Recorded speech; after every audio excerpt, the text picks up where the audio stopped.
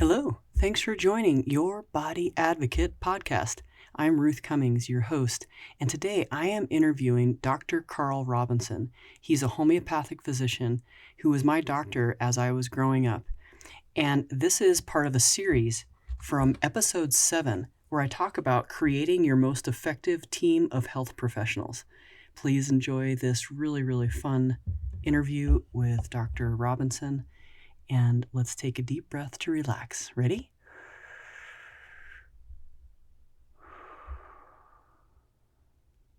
All right, here we go. You're listening to Your Body Advocate, telling your body's side of the story. The podcast dedicated to supporting and improving your body-mind connection so you can live a pain-free, passion-filled life, dissolving one body tension at a time. Discover the healing properties of your own body language, and together let's explore ways to support and improve essential self-talk. Now, here's your host, Master of Encouragement and Body-Mind Life Coach, Ruth Cummings. Hello, thanks for joining Your Body Advocate podcast.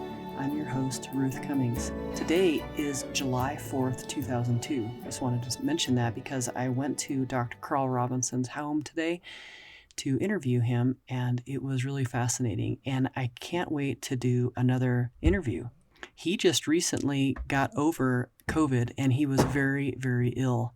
So I'm really happy that he made it through that, and I hope that you enjoy this interview. I'm actually recording this while there are some fireworks going off outside, so that's kind of fun.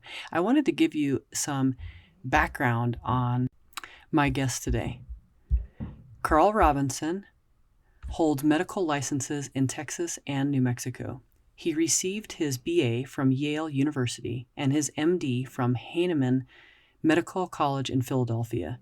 After completing a residency in internal medicine, he studied homeopathy first at the National Center for Homeopathy in the U.S.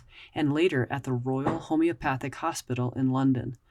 In addition, he has studied extensively over the years with leading homeopaths from Greece, Germany, Belgium, Holland, England, South America, Canada, and India. Dr. Robison teaches and writes about homeopathy and maintains his medical practice in Albuquerque, New Mexico. He is the former editor of the American Journal of Homeopathy, published by the American Institute of Homeopathy. He is the former president of the Texas Society of Homeopathy. In recent years, he has been teaching homeopathy in Latin America, notably in San Salvador, Guatemala, Cuba, and Honduras. Patients in Albuquerque may consult with Dr. Robison in person when he is in town or by phone when he is not. In addition to phone consultations, Dr. Robison also works with other local homeopaths in Albuquerque and can make a referral if a patient needs to be seen in person for homeopathic treatment while he is out of town. Dr. Robison is taking new patients right now, so when you listen to this and it sounds like it would be helpful, please give him a call. You can also call me and I can get you hooked up with his phone number or email address if you don't have the show notes below. And now, Dr. Robison. Well, thank you, Ruth, for inviting me to talk about homeopathy. Homeopathy is, we might say, on the tail end of all the alternative medicines. It's the least known, and I'm sorry to say, the most scorned. And it's been that way, for 200 years. And most of that has to do with the fact that we're using medicines which have been so diluted that our critics say, well, they can't work because there's nothing there. And so we've been dismissed as nothing but quacks now for a good 200 years. However, the medicines do work, and it's important to understand that the human body, as well as all other animals, we're a mix of the material, the biochemical, and the, let's call it an energy system, which permeates through the entire body. Now, Western medicine or conventional medicine, we call it allopathy, also is aware of energy, but they don't really think of it in terms of energy. But every cell in the body, depending on which side of the cellular membrane, there's a charge, a positive charge and a negative charge. So every cell has that. So that's the beginning of electricity in the body. And then, of course, we have the nervous system, which is a combination of chemicals and electrical impulses which travel nerves. So this is well known. Also, the heart is regulated through an electrical system. So conventional medicine knows all this, but they don't really emphasize it. Now, when we come over to homeopathy, we're entirely in the energetic realm. So it has to be the energetic realm because our medicines are so diluted that they cannot, when subjected to chemical analysis, nothing literally is there chemically. But since they act, there's got to be something there, and it's this subtle energy. These medicines come from the plant kingdom, the mineral kingdom, and the animal kingdom. And they're diluted many, many times, and each time with each dilution, they're shaken rather vigorously. We call that succussion. And with this repetitive dilution and succussion, the medicine which results has quite different properties and actions than the original substance. For example, salt, sodium chloride, we call it natrum muriaticum, is in everybody's food, and everybody ingests some of it every day of their lives. So it's a common enough substance. But when it's prepared homeopathically, there are hundreds and hundreds of symptoms associated with it. Now, what do I mean by associated with it? Well, in order to find out how the homeopathic salt or natrimur works, a homeopathic dose of natrum muriaticum is given to a group of people who are healthy. And it's repeated once or twice or three times until they begin to show symptoms. And then we stop giving it and just allow the medicine to keep on producing symptoms. And that's where we get our database from. So we have, in the case of natrum muriaticum salt, we have hundreds and hundreds and hundreds of symptoms, which is hard to believe, but it's true nonetheless. So that's our database. And in the course of approving, we call it approving when a person receives the homeopathic medicine, all the symptoms are written down by the prover, by the person who receives it, and reviewed by the proving master who's in charge of the whole thing. And then they're put into order depending on what part of the body they affect. So in that sense, it's quite systematic. You could even say scientific. So homeopathic medicines then work on some more subtle area of the body, which is hard to define. Some call it an energy body, and some people don't even bother to speculate, but it can have profound effects. So when a person comes in to see the homeopath, they begin to relate their symptoms like they do with a regular doctor. And the homeopath listens, takes notes, and then inquires, please elucidate me more on this symptom that you just mentioned. I'd like to know more about it.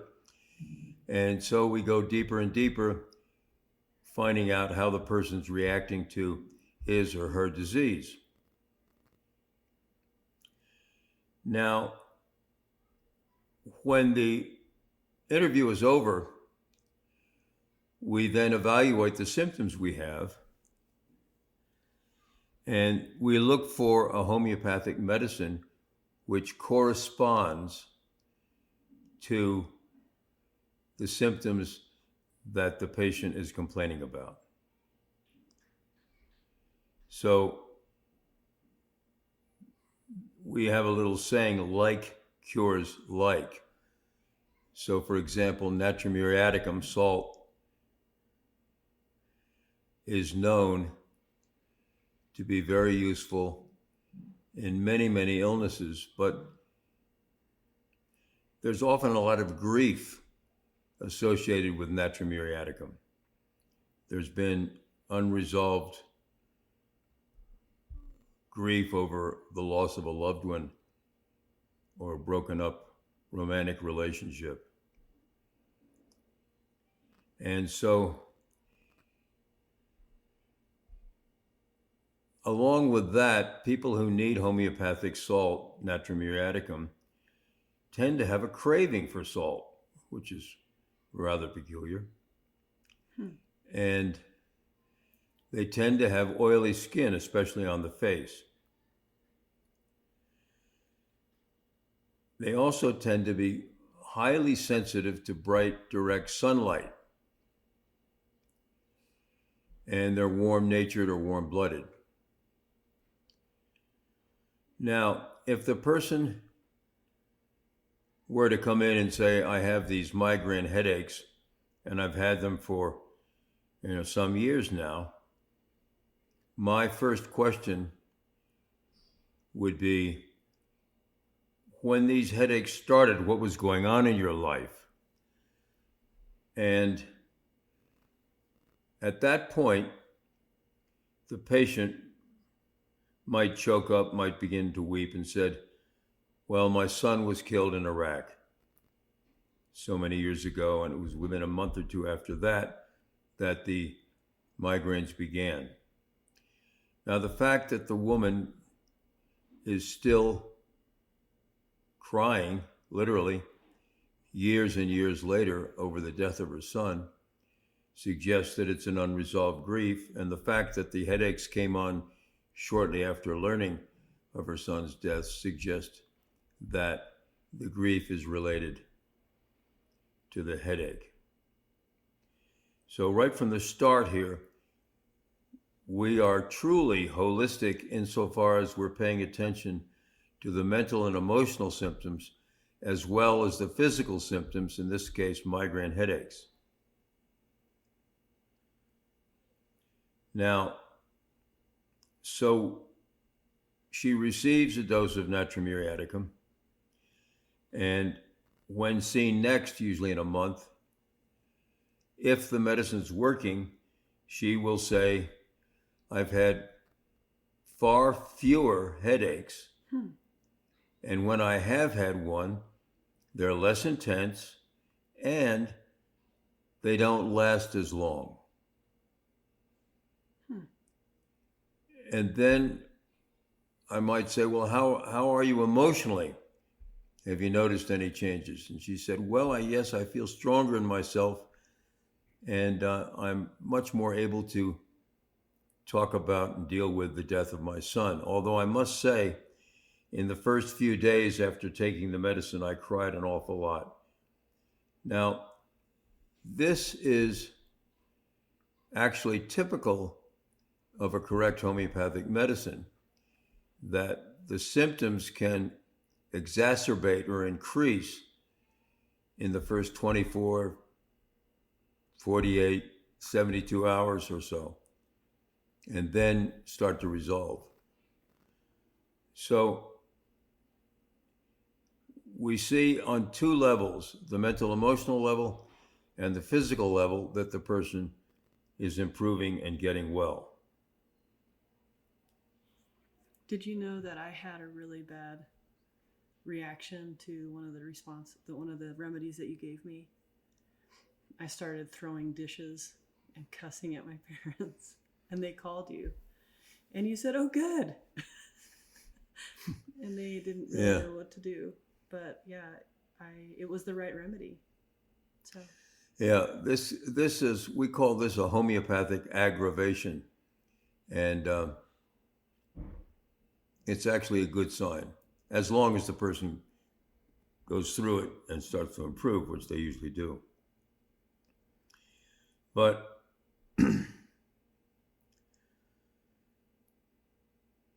it seems to me that more than ever in this era, that we need to appreciate and bridge the gap between allopathy and homeopathy. yes. The allopaths, the conventional doctors, have many, many useful things, many useful treatments, not just surgery, but pharmaceuticals, which can be life-saving. There's no question about it.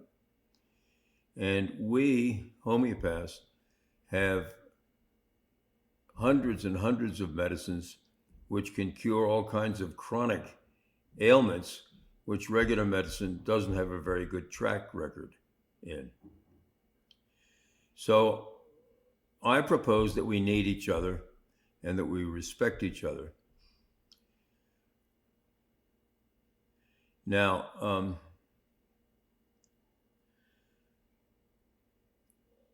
the way I practice is that I pay more attention to the mental and the emotional symptoms than to the physical symptoms. And I didn't always do this, but that's certainly what I've been doing in the last some months. I've been studying the works of some Indian homeopaths in New Delhi who emphasize the mental and emotional symptoms. That's what I do with massage. So recently, in the last couple of weeks, for some reason, there's been several COVID cases that I've treated all by phone.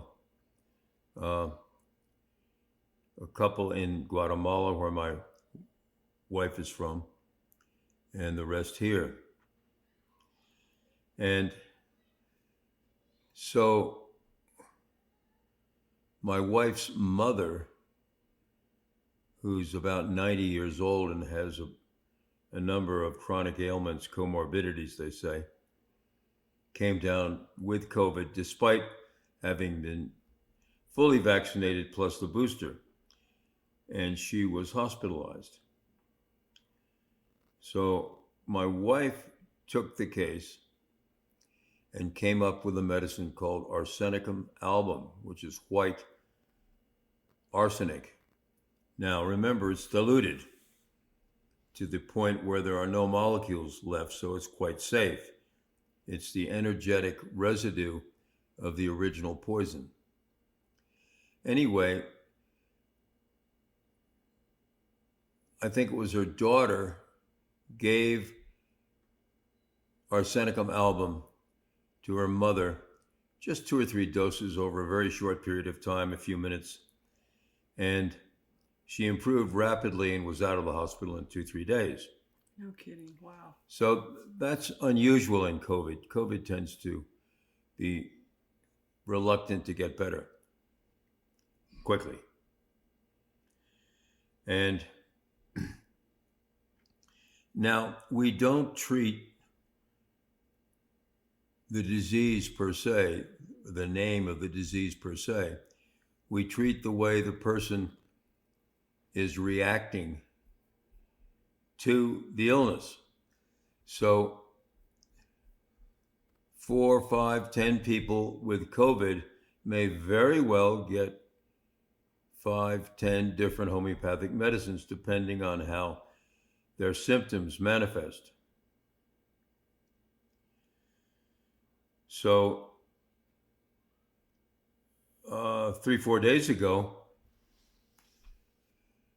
a young man in his early 20s came down with COVID in Virginia. And he had body aches, fever. Let's see, I've got some notes here on him. Temperature of 101. But he'd taken ibuprofen, so before the ibuprofen it was 102. He had a headache, he had body aches, he had a sore throat with mucus. The sore throat was worse from swallowing. He had a cough, bringing up phlegm, and of course, great fatigue. So these are very common symptoms of many viral infections, including COVID. But we know he had COVID because he tested positive. So I immediately want to know what his reaction emotionally has been to the COVID. And he said, well, I'm very weak. I feel terrible. I said, well, I understand. That's not really what I mean. I want to know what sort of an emotional reaction you're having to the fact that you've got COVID. And he said, I'm angry. I said, well, why are you angry? I'm angry that I even caught COVID. And he went on, people don't listen. They get it being COVID, and then they spread it all over the place.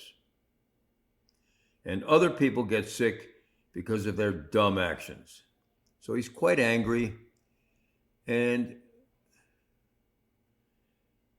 he's concerned about other people. He's not just concerned about himself, he doesn't want other people to be catching COVID because people are careless and not taking precautions. So immediately I thought that this is a caring person. So he needs a medicine which is going to include that. And the other thing I noticed was I would ask him questions and he was very, very slow to reply. Sometimes taking 20, 30 seconds before he would reply. So that suggested that something's going on with the nervous system. He should be, replying. There's nothing wrong with him normally. So he's slow to answer. That's a symptom.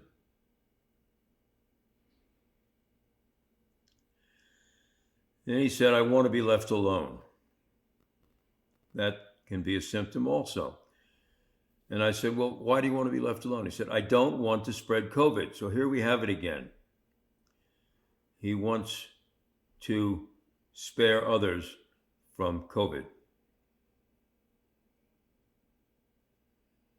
Then he added, I like to be away from people to avoid becoming sick.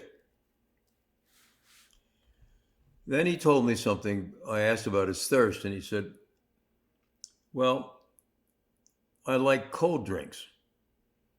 Well, I said, do you just like cold drinks now or always? Always, he said. So I was beginning to think of a medicine called phosphorus, which is found in the heads of a match. And so I looked up in a book called A Materia Medica, which is a description of each homeopathic medicine. And phosphorus is famous for wanting cold drinks, but so are a lot of other medicines. But in the book, The Materia Medica, I read that he desires cold drinks during the chill. Now, he was having a chill, but he didn't turn to hot drinks or even room temperature. He kept drinking very cold drinks with ice. That's peculiar. So I used that symptom, plus the fact that he was concerned about others, and that he answered slowly, and he was given phosphorus in a very low potency, 3 doses over 20 minutes. And that was on July 1st. Talked with his mother the next morning. He hadn't gotten up yet, and she said, well, he has no fever. As of yesterday, the fever went away. As of yesterday, he had no body weeks. And I said, what about his weakness? She said, no longer weak. His energy's about back to normal. Then he came on the phone. He said, I feel a lot better. And I asked him about his anger. He said, it's decreased. I don't feel it so much. And I noticed that when I asked him questions now, he replied in a normal time. The chill had also gone away. So he was much, much better, about 80% better, and a day later, completely normal. No, I think he had a little sore throat as a residual. And that was 3 days ago, because today's July 1st, I started, and he was well. He started to improve the same day, and I spoke with him again yesterday, and he was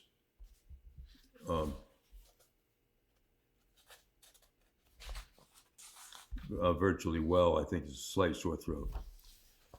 So I mentioned the first case was arsenicum. The second case is phosphorus.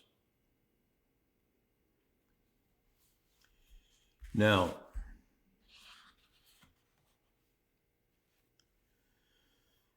there's an interesting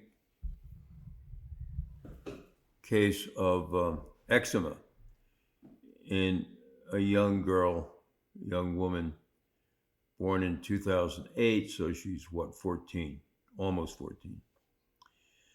And she's had eczema since she was 9 months old. Wow, that's early.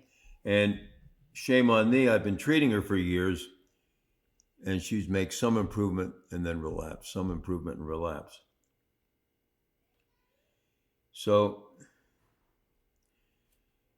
this time I decided to focus exclusively on her reaction to her eczema.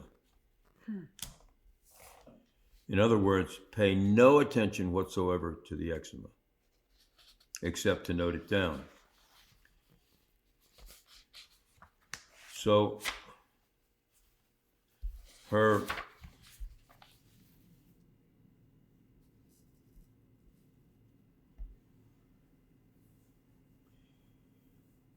there were some quite dark patches of the eczema on her arms.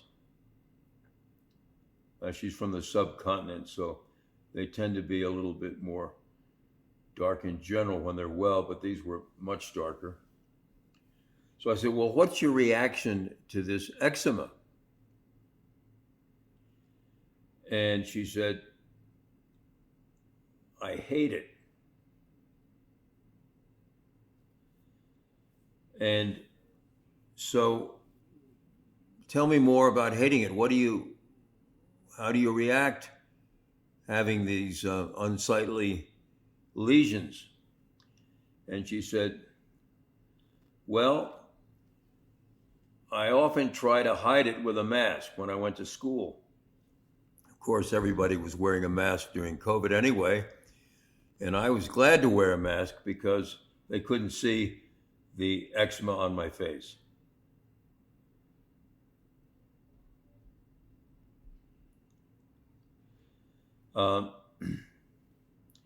So I said, tell me more about how you react to this eczema.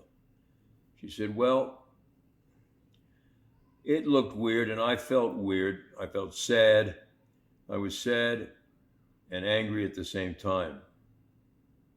She went on and said she was self-conscious and embarrassed.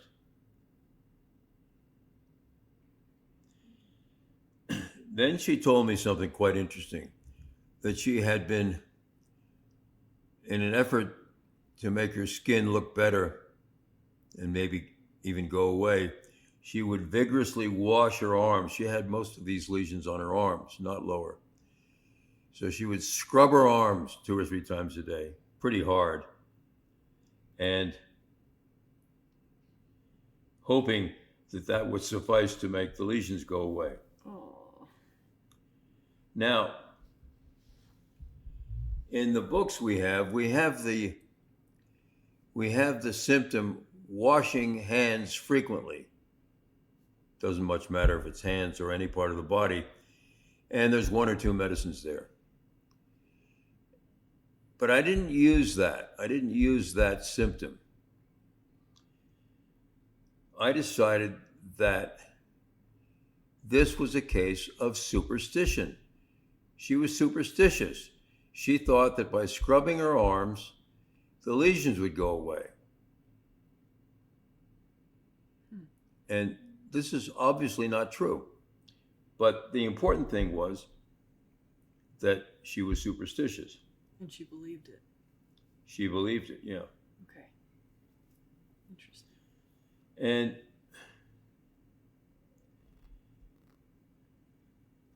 then she went on and said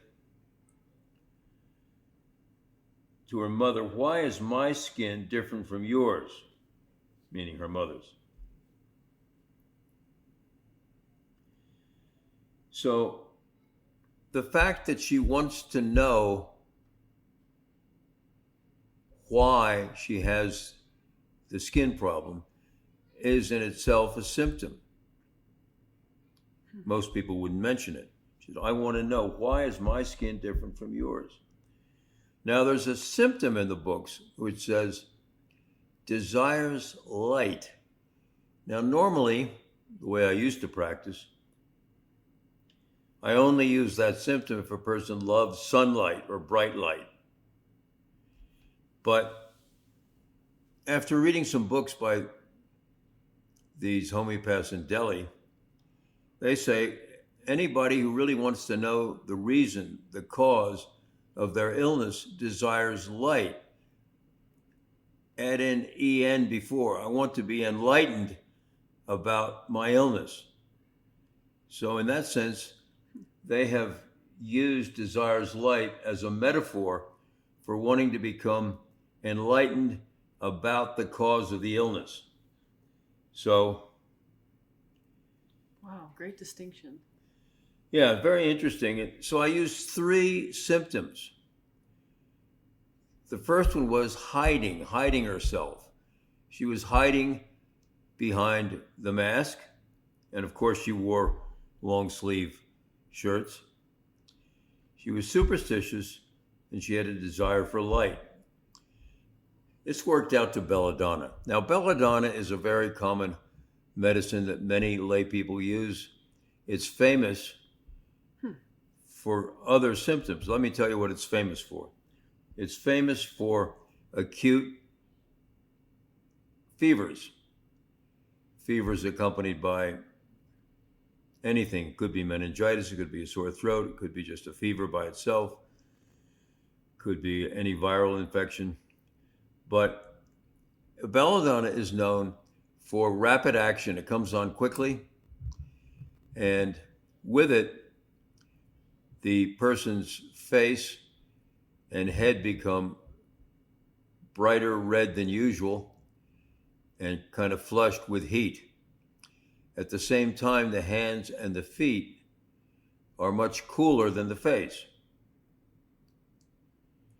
So this is the typical presentation of belladonna in fevers, which many mothers have used for hundreds of years when their children come down with a viral fever. So you see how different what I did with this young woman was. Right. Nothing to do with that, only these mental symptoms. So I talked to her a month later, and she said very soon after the belladonna, I gave her only 3 doses, 10 minutes apart. So she said that the rashes on the neck went away and the other lesions on her arms were lighter. So they've gone from a dark color to a lighter color. Nice. And they're clearing up. Do you add more belladonna after that? No. Just leave Good it? question.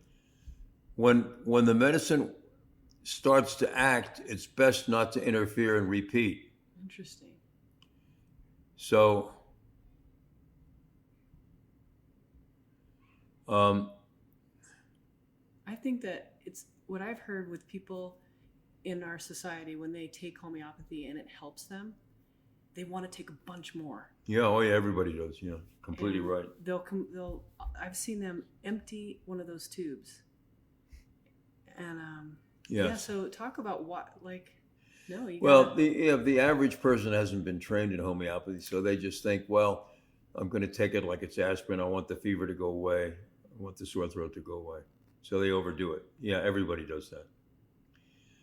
But when you have the right medicine, you don't need to do that. Now, a good analogy is a computer that starts to malfunction. They call it a glitch. So somebody comes along who knows computers and they fiddle with it and fix the glitch, and then instantly the computer works perfectly. Well, in human beings, when people get sick, there's a glitch, and the medicine will fix the glitch, like turning a switch off that was on. But then it takes a while for the body to heal itself. But the medicine acts like a switch, removing the glitch. So basically the medicine, the homeopathic medicine, enables self-healing. The body heals itself. That's why you don't need to keep repeating. So I went on and asked her more about, I said, how about all this hatred you had for your skin? And she said, I don't hate it anymore. It's gone. What about hiding, masks and all that? She said, I'm no longer doing it. Wow. I said, are you still self-conscious about your skin? She said, not so much. Wow, so that's huge. Are you embarrassed about having this? Not really. Are you washing your skin a bit less? She said. Any itching? None. So, a couple of things here. I treated her on basically solely on the mental emotional levels. And look what happened. It affected the skin. Now, something very interesting. The lesions higher up on her neck went away first. And then the lesions on the arm started to get better. That's what we like to see in what we call classical homeopathy. This is the kind I practice. People should get better from above below. So all skin problems should get better higher up on the body and then go down the body. Sometimes they'll start appearing in new places as it descends, but it ends up finishing on the hands or feet. So that's also in correspondence with what we know about the law of, we call it the law of cure. What do you feel that, how has the medical arena in America treated you about homeopathy or homeopathy in general? Well, that's been the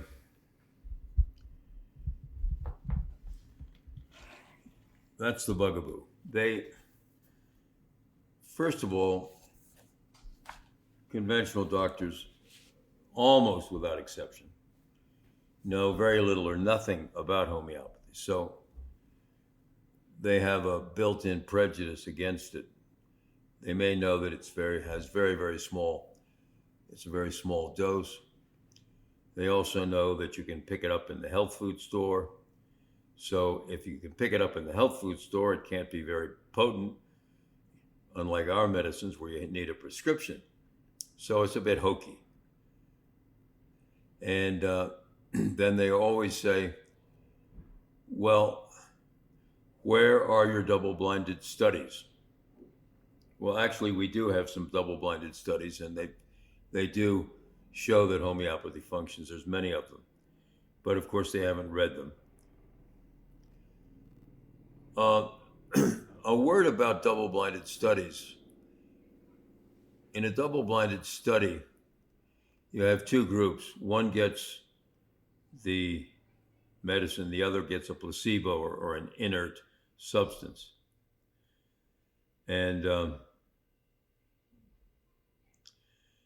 they're administered by a person who doesn't know what he or she is giving. So that's the double blind. The patient doesn't know what he or she's getting, and the person who gives the medicine doesn't know what he or she is giving. That's double blinded. And that's called the gold standard for determining the efficacy of all medicines pharmaceutically.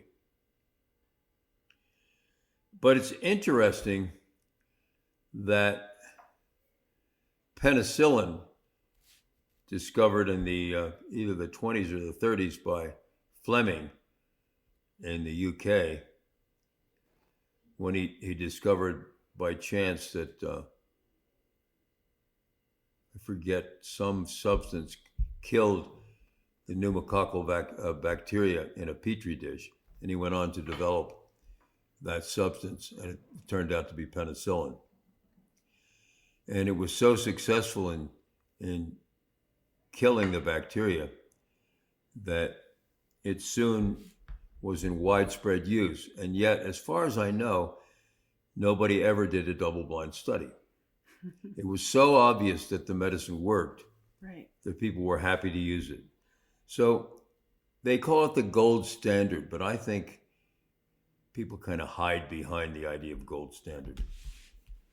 So how do they regard us? They regard us as unscientific. Well, I've already gone over the fact that these medicines are tested on healthy people, and the symptoms produced by the medicine are carefully written down and then put in order. So we have a database. We know what the medicines do. Well, for me, I just want to say that I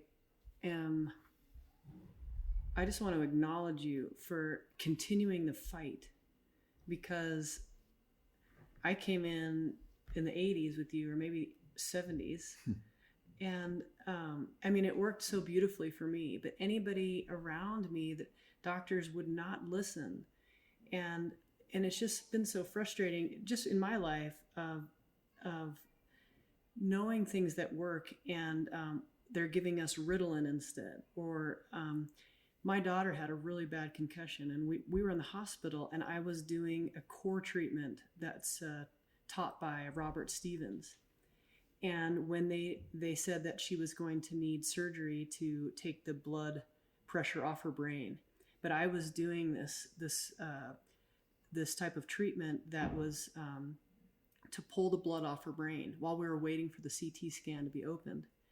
When she went to go get her CT scan, everybody started rushing around and arguing and yelling at each other. And we didn't know what was going on. We thought that there was a bad injury in the ER, so we were just staying out of the way. And what they were upset about is that there was no blood on her brain. And I said, I know what happened, and they completely ignore. And but I have witnessed you fighting this fight, and I just want to commend you. I've seen it, and it's. There's a few of us that have listened, and thank God, and I think that we can continue to spread the word, and that's why I'm here. Yeah. Well, thank you. Homeopathy, when correctly prescribed, can be extremely effective in situations where regular medicine can't even touch it. So that example is a very good example of another form of energy healing. Well, would you be okay if I shared a couple of my stories about you helping me? Yeah, what about the burn? The burn is a good one. So, well, let me back up, because the first time I saw you, I was the reason I'm a drummer is because I was so nervous. I was tapping all the time. I couldn't read. I couldn't sit still enough to read. No one could read my writing because it was so jumpy, and it was very uncomfortable in my body. I also had sinus problems, and I didn't know. No one knew what to do about it. And I had seen. My dad was in the military, and we were moving around. And by the time I moved here to when I met you, that was my 7th move, and I was under 10. And it was hard on me and my brother. And so you gave me a remedy, and it didn't work. And a couple weeks later, we tried another one, and it didn't work. And then a couple weeks later, we tried another one. And when I went home, that was a Saturday. It was Saturday morning, I think at 9 o'clock. And we got home, 10:30, 11 o'clock. By noon, I was yelling, throwing dishes. And this is not my temperament. Like, I'm not like that. I was bouncy, but not mean. And I was yelling obscenities. And I saw my dad and my mom call you. And then I ran away. And actually what I did is I ran and I got into a car that was outside of my house, and I fell asleep. So that was around 11, maybe 12. And I woke up at 8 o'clock that night, and I casually walked back into the house, and my parents are, they are just, waiting for the other shoe to drop. And I just walked past them, and I got in bed, and I went to sleep. And the next morning I woke up and I made pancakes, and I made fresh orange juice, and I was a different person. By the time I went to school on Monday, the teachers called my parents at lunchtime and said, "What did you do? Clearly she's on Ritalin." And they said, no, we saw Karl Robison. He's a homeopathic physician. And and I was calm. I was paying attention. I was really excited to learn. You could read my writing. It was very calm after that. And my life changed after that. So that was close to the summer. And I remember that I jumped into a pool, and I almost drowned because I had never had to stop water coming into my nose because my nose was so clogged. So when I dove into this pool, water just shot up my nose, and I had never had that experience to have to stop it physically. So it had fixed this and my temperament and my focus. And the sinus blockage got better. Yes. So that's one of the things that happened for me. And then from there, my eyes were open to that. So the day that I was making, I think I was 12 years old, and it said I was making Jell-O. My mom was busy. She was in the kitchen with me, but she was doing something. And so on the directions, it said for the Jell-O, you need to add 2.5 cups of boiling water. So instead of taking 2.5 cups and boiling it, I boiled a bunch of water and then poured the big pot of water towards me into a 2.5 cup glass cup of measuring cup. And the measuring cup fell, and I slipped, and all that boiling water hit my skin. I was wearing a half shirt, and when I looked down, my skin was boiling. It was so painful. I started screaming. My mom, we all panicked, and then she threw me in the car and drove to your office, and you happened to be there. And you quickly, I was screaming, so it was hard. So you gave me a remedy, and you waited, and it didn't work. And then you gave me another remedy, and I was across the hallway sitting in the chair of Larry's office, Dr. Merrick. And then I remember you gave me the third remedy, and I remember you walked out the door because I was screaming so loud that if this didn't work, we were headed to the ER. And I looked down, and I could see it, literally this red blisters just went away to, say, a pizza size down to a size of a grapefruit, down to the size of an orange, down to the size of a cookie, down to the size of a quarter, and then a dime, and then no red at all. No blisters, no nothing. And I was laughing. I was like, look, it went away. And you had left because it was hard because I was screaming. And then you came walking down, and your secretary was like, come here. And you said, oh, did they go to the hospital? I've forgotten that part. She said, no, it worked. And then you came in. And so those are two of many.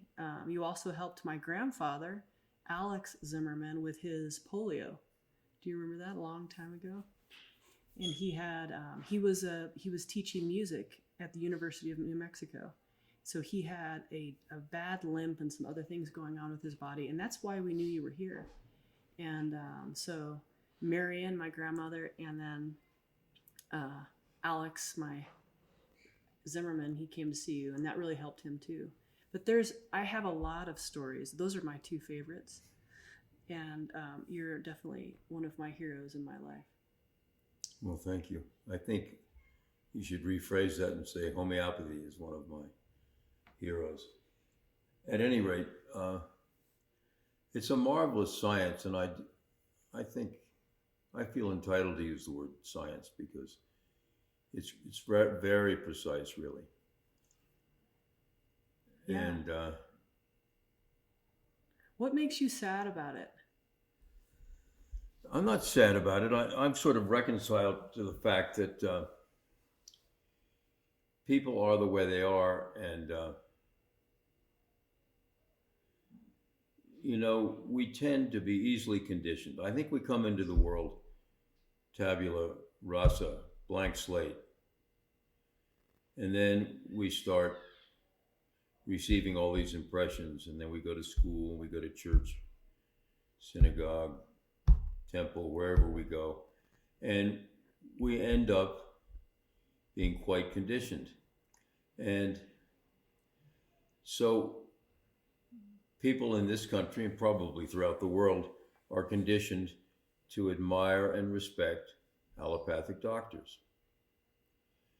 Allopathic doctors are conditioned through their training to believe that they have the ultimate answer when it comes to various illnesses and, of course, surgery. With surgery, I would agree, they do have the answers. And they have some of the answers in medical illnesses. But because of the conditioning, most people's minds are not open to something like homeopathy. I began by saying homeopathy is the least known, and the least respected of all the alternative medicines. I don't know if you're aware of this, but acupuncture came in to this country rather dramatically and rather quickly when Nixon made his first trip to China. And there was a famous New York Times reporter who accompanied him.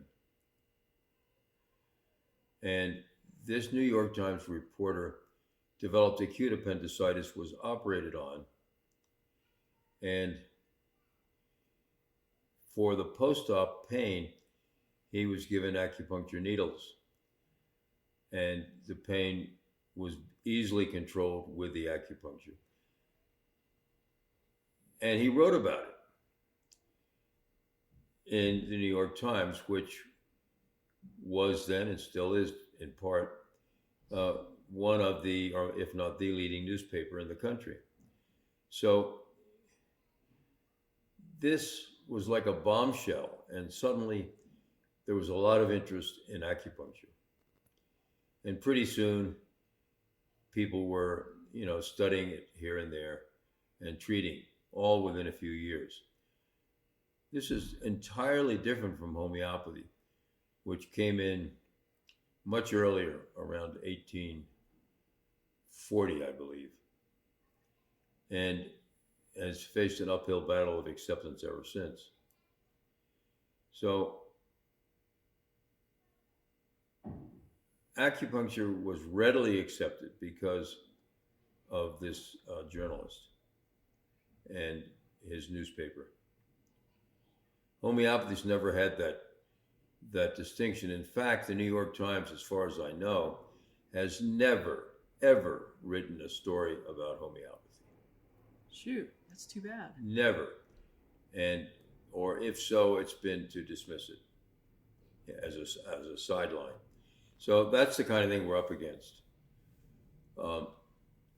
Now, speaking of conditioning, we've now gone through 2 years of incredible conditioning surrounding this pandemic, this COVID pandemic, where they've managed to, well, let's be straight. They've managed to scare 85-90% of the population, not only in this country, but all over the world.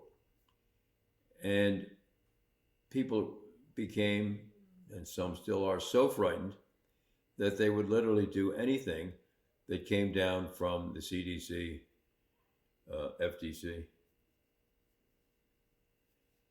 or Dr. Fauci. And what came down was social distancing and wearing a mask. And if you got sick, go home. If you get really sick, then come to the hospital and we'll admit you. There was never any treatment that they recommended. So we had this tremendous explosion of very sick people and tens of thousands of people dying. Now, it turns out that from the beginning, there have been treatments, and I'm talking now not just about homeopathy, but about regular medicine. Ivermectin, in the hands of several physicians, have prevented 75-80% of people from even going to the hospital and totally stopped deaths from COVID. Same with hydroxychloroquine. But Fauci and other people in the Food and Drug Administration said, well, these two medicines have not been rigorously evaluated, and we're not going to suggest you should take them. Well, that was enough. The mainstream media never, and as far as I know, to this very good day, have they mentioned that there's been really good treatments in allopathic medicine for COVID. So the mainstream media got on board. The Food and Drug Administration, the CDC, and the World Health Organization. And as a result, we've seen what happened. They developed a vaccine, a new kind of vaccine, never been seen before, and it was rushed to market within 6-9 months. And it should be noted that all prior vaccines, all, have taken between 5 and 15 years before they're fully approved. These vaccines were given emergency use or authorization almost as soon as they came out. Now, this is a red flag, but very few of us recognized it as a red flag. No long-term studies have been done to date because a long-term study takes several years. And there's some evidence that the studies that have been done were manipulated. So it's not surprising that they've been able to condition, let's say brainwash, the vast majority of people, not only in this country, but all over the world, to the effect that there are no good treatments for COVID and that the only thing that's really good are these vaccines. So that's the state of affairs. And then the people who are vaccinated, not all of them, but get COVID. How is that possible? So, Well, I know why I'm being facetious, but like yeah, like why even take it if you're going to get it anyway? And then, well, no, they to be fair, they said it wouldn't stop people from getting COVID, but it would reduce their symptoms to the point where they would recover quickly and wouldn't have to go to the hospital. So they never said it would stop transmission. It was supposed to in all the other vaccines. But many people who've been vaccinated have come down with very severe cases of COVID. In fact, currently, there are more hospitalizations and death among people who've been vaccinated than people who have not been vaccinated.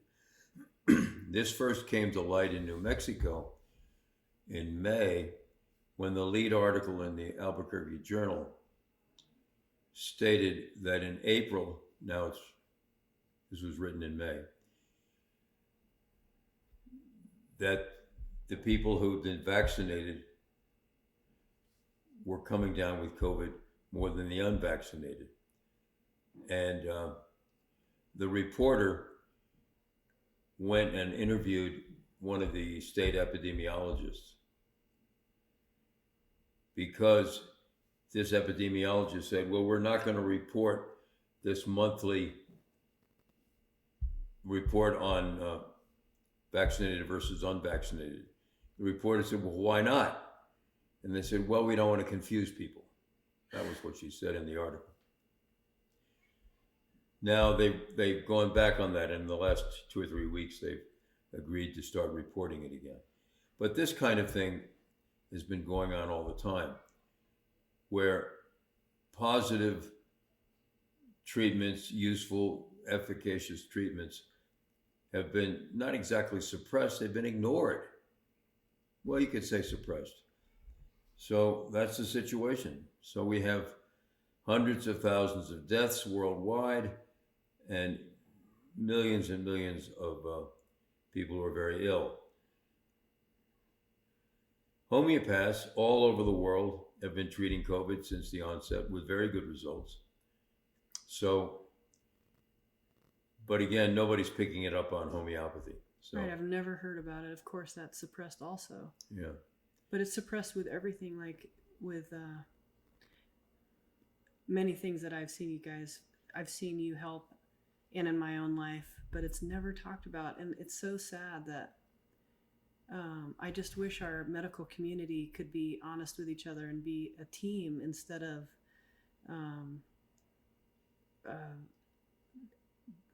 suppressing or just ignoring things that actually work. Yeah. And that, I don't know if it's because it only costs a fraction of what other medicines cost. I don't know. But well, it's, I can't imagine, like, because you have fought, and then I can sense this anger or like a sadness maybe from you about that, and that it, and I'm when I hear my girlfriends, other moms in the world who have their children going through some issues, and they only see one road, and like if it's the eczema, okay, try this cream, okay, now try a steroid, now try, and right then, as soon as steroid, when I hear that word, I'm like, wow, there's so many other options that could, why can't we work together? And but I'm sorry, so I interrupted you, but you were. No, And COVID's been terrible. What,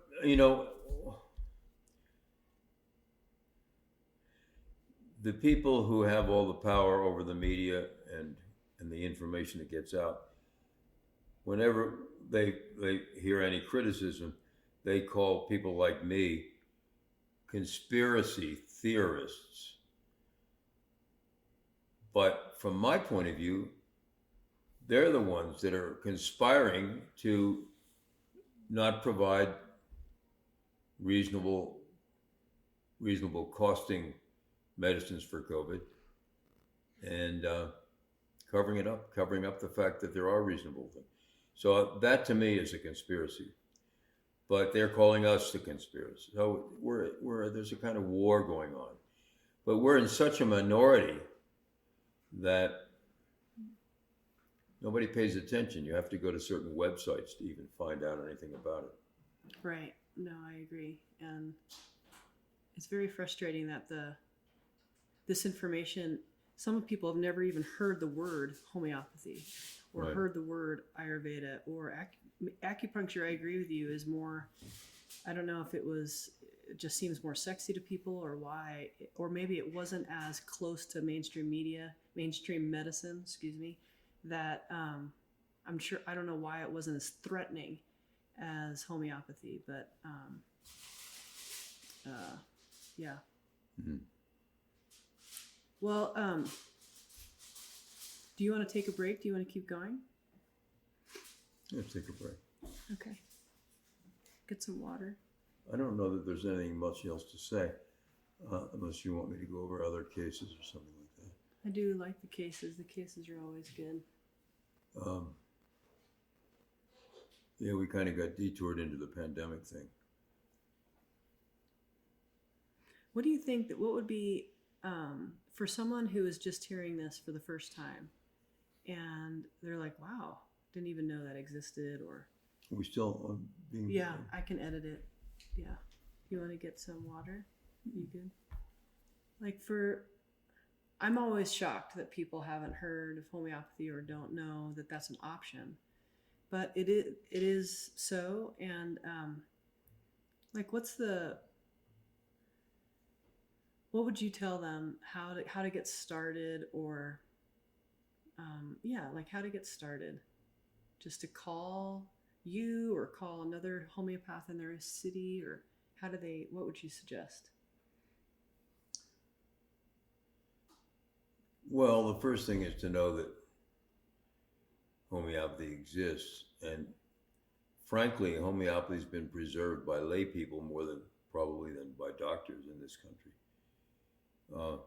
Mostly moms who've learned enough to take care of many acute problems at home, and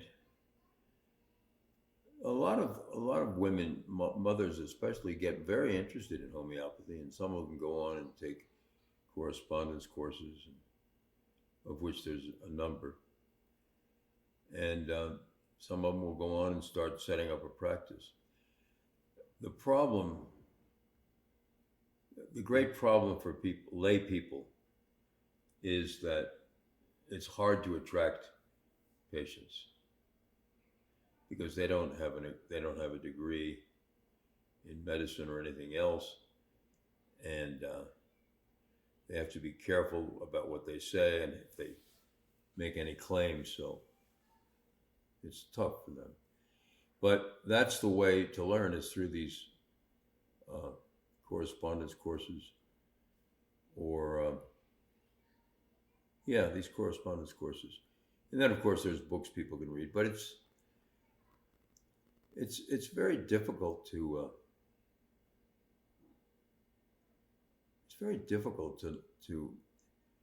sort of crack the nut of homeopathy. James Tyler Kent, who was the most famous homeopath into the 19th century, early 20th century, he used to say, speaking of medical doctors, he said it takes a good 10 years before you're any good at homeopathy. And that's when you're seeing a lot of patients every day. So we have the advantage, being doctors, that people come to us. So we're able to see a lot of people. Whereas lay people aren't that fortunate. Plus, they're probably not very good at marketing. So either way... Yeah, they're not good at marketing. But the main thing is it's hard for them to get experience, because without experience, without being taught or sitting in with a good homeopath, it's very hard to learn. What do you think that homeopathy needs? If a magic wand came down and said, all right, I'm going to do this to make homeopathy mainstream. Maybe it won't happen in our lifetime, but what do you think that would make that possible?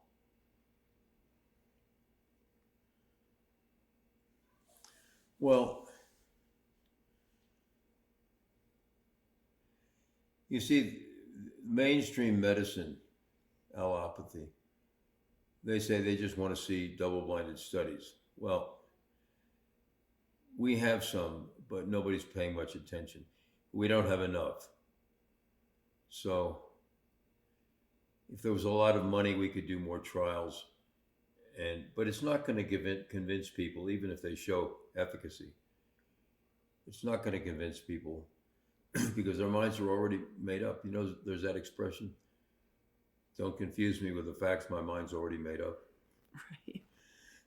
Well, there were double blind studies on acupuncture as that came in with Nixon. So I wonder if it would take like helping a famous, New York Times writer, or a president of our country, or at some year where we could grab someone that's going to have a fanfare with that would help. But I mean, the royal family in England has been using homeopathy for decades, and the Queen herself has her allopathic physician, and she has the homeopathic physician, and she calls one or the other when she needs one or the other. But even so, homeopathy in England, though it's far more prevalent than it is here, is still not mainstream.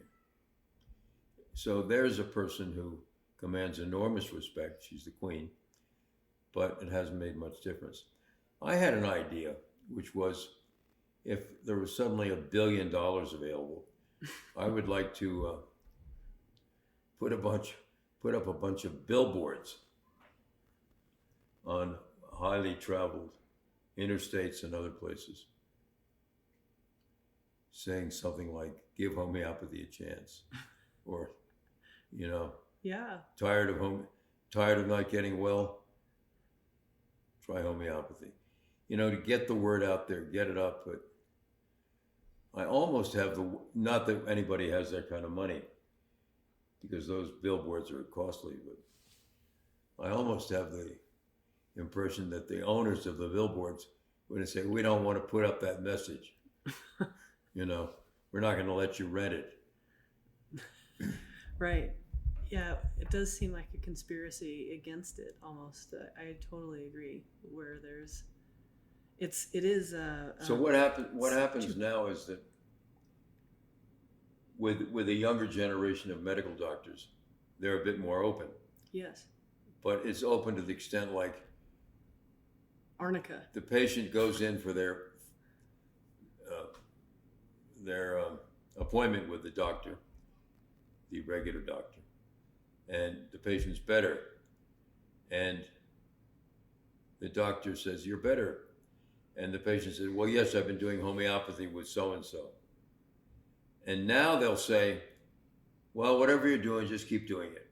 No interest in learning about it, but at least they're willing to say, "Keep doing it." That's a big change. Before it was, "Oh, that's rubbish." Something I did must have done it. Stop doing the homeopathy. That is true that they're saying, yeah, but they don't want to know, or they won't give it to the next patient, or say, but maybe they will start saying, "Hey, I heard that this helped someone's depression.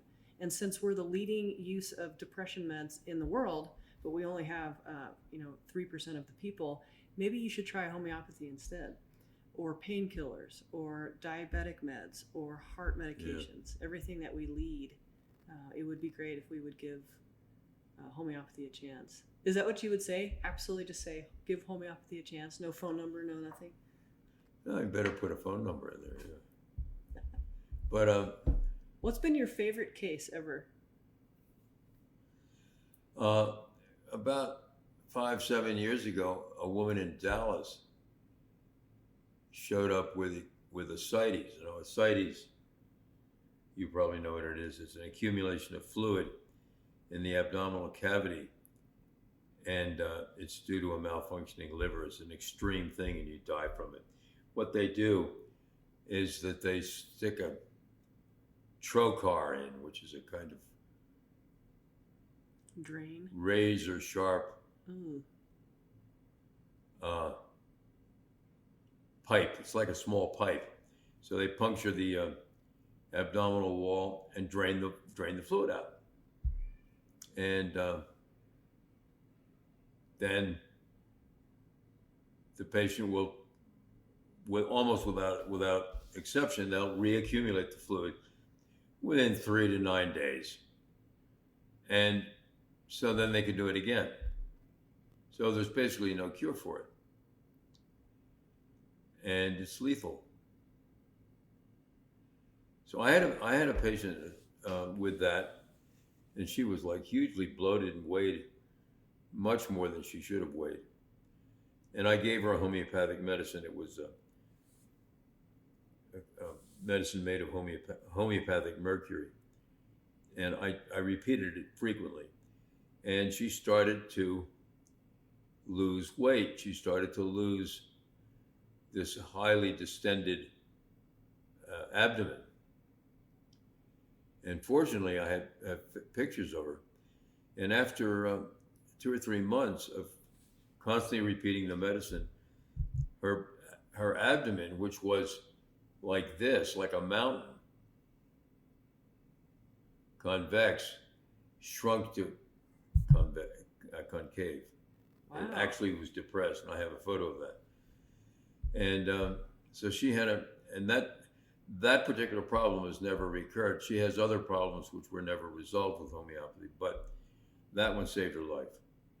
That's awesome. That's pretty amazing, yeah. That is amazing. And then I had a student in Guatemala, and she had a patient. She spent time in Mexico. She treated a man with severe coronary arteriosclerosis, bad heart disease, with a medicine known as Cratigas, which is also available in herbal form. And she gave this guy, I think it was Cratigas 30C, twice a day. And after 3, 4, 5, 6 months, he went back to his cardiologist, and the cardiologist declared him well, and his heart was normal. Now, I've never been able to, never had the chance to do that, but that's pretty amazing. That's very amazing. Yeah. Yes. So but the place to see a lot of miraculous cures is India, where there's millions of people receiving treatment, and there's probably several million people using homeopathy. And then after that, there's a Holland and Germany, and throughout Europe, there's some very, very good homeopaths. So it's more than just treating migraines.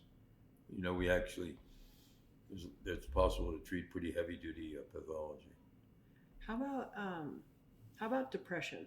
I mean, it's rampant. I work with a lot of families where there's a teenager who is in a dark place, and maybe even tried to end their life, and they don't see any hope. And then there's these medications where depression medications that help for a little while, but even on the bottle it says that it can create feelings of suicidal thoughts. Some of them, yeah. Some of them.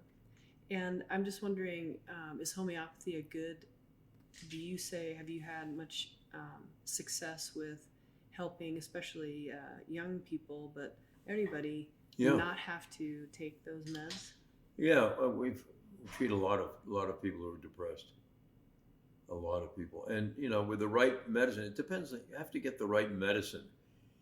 And if you don't, people say, well, I tried homeopathy, it didn't work.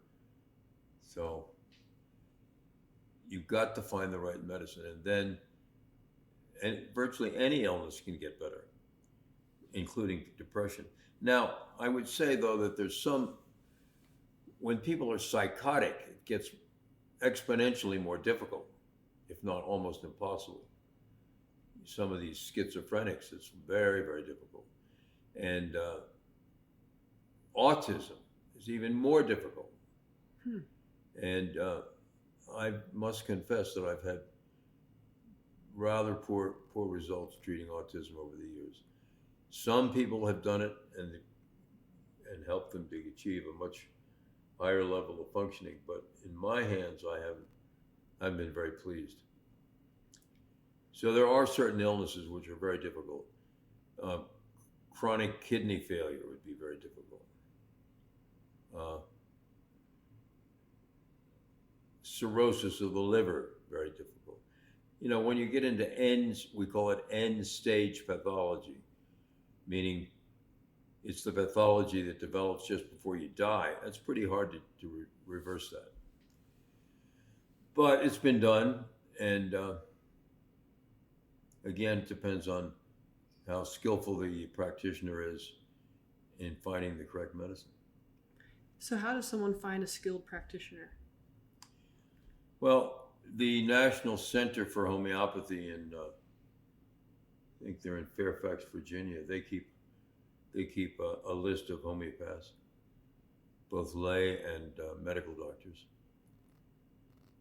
The American Institute of Homeopathy, which I belong to, which our membership is medical doctors, osteopaths, chiropractors.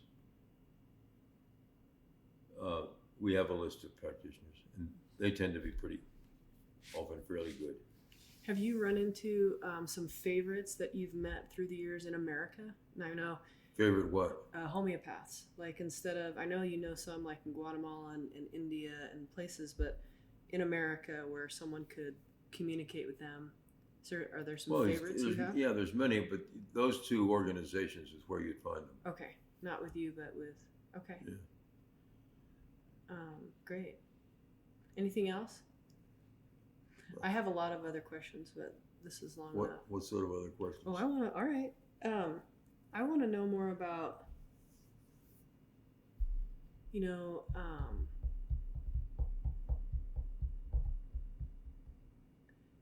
I guess I want to know more about your fight about this and how you have, I mean, you're still at it, and you. My fight? Yeah. I'm not fighting. No, I that's a rough word, but I mean, there have been a lot of closed doors and not enough support in the medical community about helping people. Well, I mean, I'm at a stage or a state of sort of indifference. If people want to come, that's fine. If they don't want to come, that's fine. I'm not interested particularly in proselytizing like I might want to have. In fact, this is the first interview I've had in 10, 15 years. I used to give talks, in libraries and places people would arrange for people to come. But I haven't done that in years. What would you suggest to a homeopath right now, early 30s, really raring to go and wanting to make a splash and really help people? Is there anything that you've learned in your, I don't want to say fight, if that's an aggressive word, but you stayed, you didn't quit. And I know that you're speaking of me calling you a hero, you're downplaying that, and that's fine. But I think that it took a lot, and I'm just really proud of you. I'm just proud to know you. Forget it. I do it because it interests me, that's why. It's fascinating. Another case, my wife is down with her grandchildren in Guatemala at the moment. And one child, a grandson, has had a persistent cough for 2-3 weeks. And now coughs are also pretty difficult because there's 50, 60, 70 medicines which cover coughs. So it's kind of tricky to figure out which one because, You have dry coughs and you have productive coughs. And then there's other distinctions, but it's hard. At any rate, she was saying that this little boy would do this repeatedly. He would suck up the snuffles and put his head back. Because I asked her, I said, "Are there any gestures?" Well, that's what she herself imitated it. So I thought, well, I've never really heard that or seen that before. So I looked it up in the repertory. Repertory is a concordance of symptoms. Under head motions, throwing the head backwards, accompanied by cough. And there was only one medicine out of several thousand. It's called Sambucus. So I said, and it also was known to have coughs because I looked it up. So I said, give the child Sambucus. And before the day was out, the cough was much better. And as of yesterday, the day before, 80, 90% gone. Based on the gesture. Right. Now, what's the big difference then? But let me add this. I didn't know that. I didn't know that Sambucus had that particular head motion. I was persistent enough to look it up and I thought maybe I'll find something. And sure enough, I did. And then it worked. So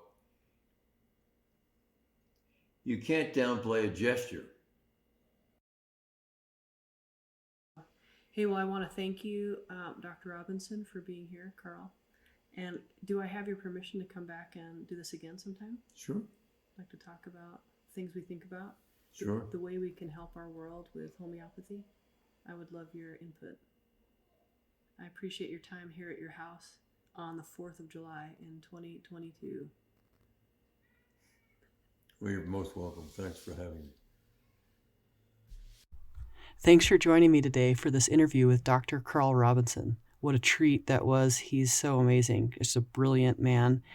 I left in the show notes how to get a hold of Dr. Robison. You could call him for a consultation, either Zoom or on the phone. And if you're in Albuquerque or come to Albuquerque, you could see him here. So he'll see you in person. He's fascinating and he's exceptional at what he does. So if you have something that you need some help with, please call him and he will help you out. Again, thanks so much for joining me today, and I will see you next time. Bye-bye.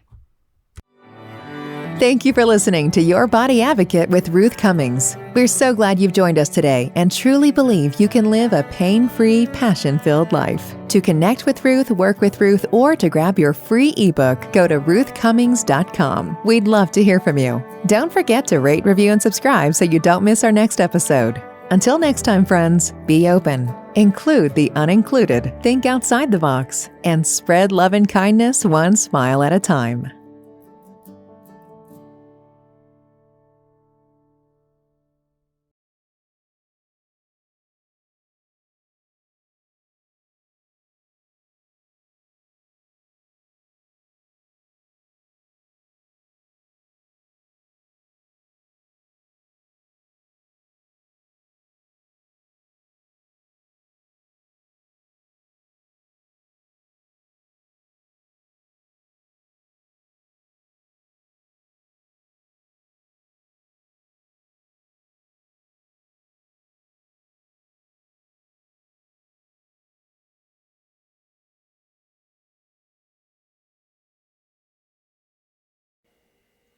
Well, I'm about to send you my daughter because she has a throat she can't swallow. She's had surgery for it, and it's been a rough road for years. And Did I treat her years ago? You did, and I believe that it's emotional. And she's had surgery? Yeah. Oh God. She couldn't swallow. We had to do something, but it was not the right answer. And but when you were just saying at the beginning that you have changed the way that now you're looking at symptoms of emotion and how people are responding to their symptoms, I think that's fascinating because I also use that in massage because when I can't get a muscle to calm down, then I will ask them about that area and ideas or feelings they have about something in their life. And if their muscle gets really tight when we're talking about it, then I'm able to calm it down with that conversation. And it's different than I could pound it all day long. I could, you can stretch it, you can do whatever you want. But then if you can hold it while they're communicating, if they can match their thought with that tendency or pattern of holding it, contracting the area, then I can get the entire body to calm down. And I bet there's a lot of that. And see, I learned a lot from you and from Dr. Merrick and from Linda Beebe. And I know that had to have affected given me a path when I was learning a long time ago. I mean, I started right away after I graduated from the University of New Mexico, but I just think that's interesting. What was your major? Psychology. I have almost 3. I have psychology, English, creative writing, and then I almost was a performing arts major. Oh. In percussion. But I only had 3 hours to go in music theory, and I hated that class. So I said, why do I need a 3rd degree? But yeah, psychology was my main. But English too. I do a lot of writing. But cool. Well, I'm gonna close. So. This is for children who hide behind the chair, hide behind their mother's skirts, and that was it. Right. But so then I start reading these guys' books. From New Delhi, and they're saying, well, they're saying more emotional. People hide in all kinds of ways. They're not straightforward. They're not forthcoming with their symptoms. Yep. I had a woman several months ago with a Bell's palsy, paralysis of one side of her face, and so it's distorted, right? How you've seen it, right? Right. So I did this by phone. She was saying,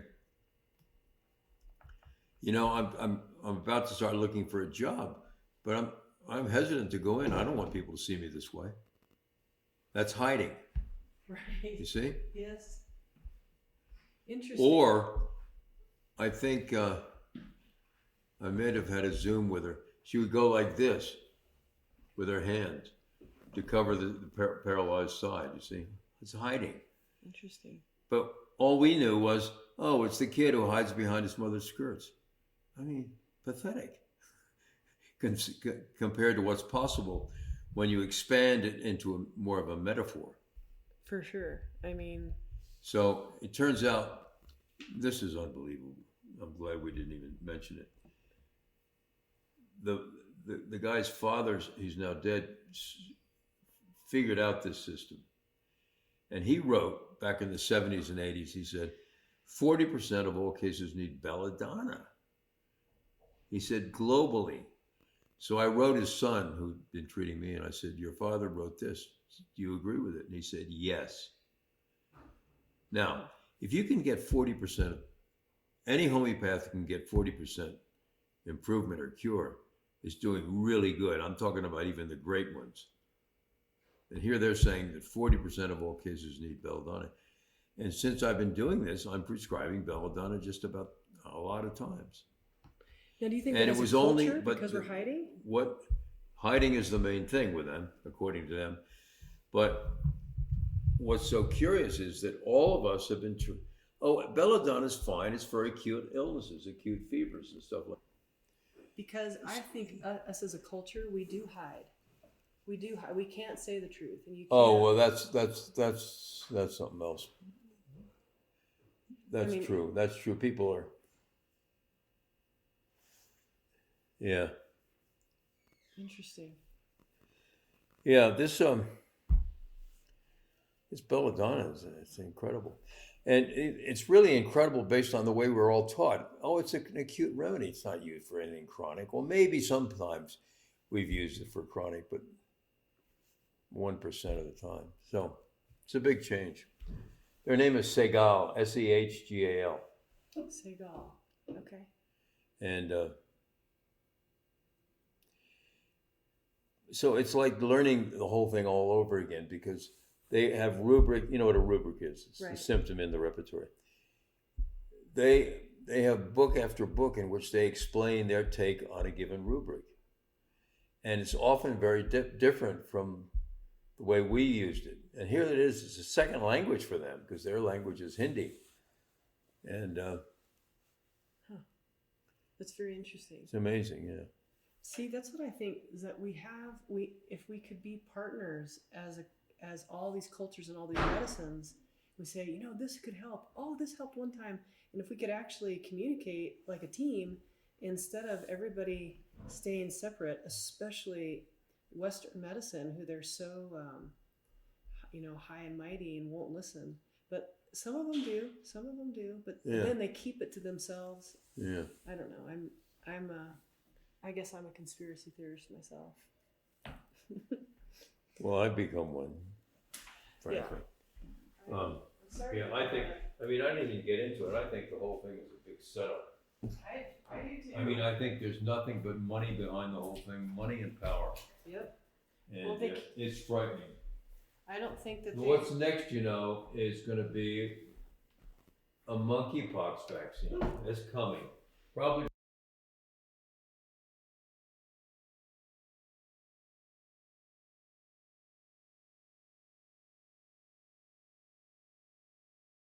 Came in, you had a bad burn. That's right. You remember that one? I do remember that one. It was on my stomach. And the medicine took the pain away within minutes. Remember that? I remember that. So I think it was causticum. You remember? Or causticum. I think it was because you gave me one remedy and I was screaming, and then you gave me another remedy, and then you gave me a third remedy and you left the building. The building? Yeah. Or the room? You left. You went for a walk around the block. Oh, come on. You did. And it went away, and we were looking for you to tell you, like, hey, it's gone. And I remember that. I remember you saying it was much better. Yeah, we could see the redness go like that. I mean, it was blistered. It was badly. Well, why don't you say that? I'll ask you to tell about that. Okay, we can talk about that. It was from hot water? It was from hot water. I was making Jell-O. And it was blistering up, or what was it? So yes, I was making Jell-O, and it said you need 2.5 cups of boiling water. So I boiled a bunch of water, and then I poured it like this into a 2.5 cup holder, and it tipped over on me. So I was wearing a half shirt, and I could see my skin boiling underneath. How old were you then? I think I was 12 at that time. We were, I had been seeing you for a while. So that's after I think it was zinc that you gave me that helped my, whatever you want to call it, ADHD is probably the name they give it these days. But I mean, that you have really changed my life. That's why I'm here. Stop it. Save your praise for your husband. He needs it too, but I won't stop praising you. I've seen you do some amazing things, and so take the praise. Actually, you can do whatever you want with the praise, but I'm still gonna give it to you. How's that? Yeah, it's okay. So, what sort of audience is there? Are they young, old, middle-aged? I would say between 45 and 65, mostly moms, aware of natural healing, but not really. So they have heard the name homeopathy, but haven't really used it. They maybe used arnica or something they found at Whole Foods, but really haven't gone in depth. How do they know that your podcast exists? They're usually my clients. Oh. My client list is who I send out the podcast to, but also it's on, I have different clients. I have coaching clients and I have massage clients. So they're different. I would say that my massage clients are more educated about natural healing, not just because of me, but just because of their journeys. Mm-hmm. And then coaching people are very sometimes stuck in different ways. And so I'm trying to help people create a healing team, like to know that they can come see you, someone like you. And again, I've talked to Larry. We're going to do another podcast that's not channeled. And then like chiropractic, Ayurveda, acupuncture, herbs, just there's so many options, right? Right. Okay. So, I mean, you have so much to share, and whatever you have to offer about homeopathy, I will take.